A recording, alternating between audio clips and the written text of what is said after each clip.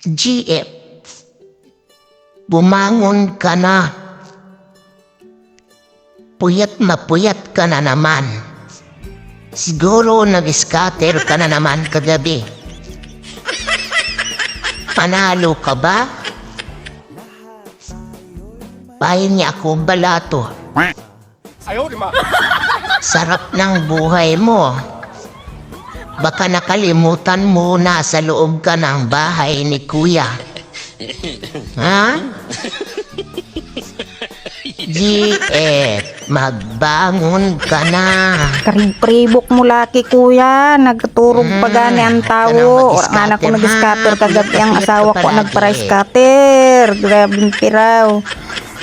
Ay, ang asawa ko ang uritan mo kuya ha.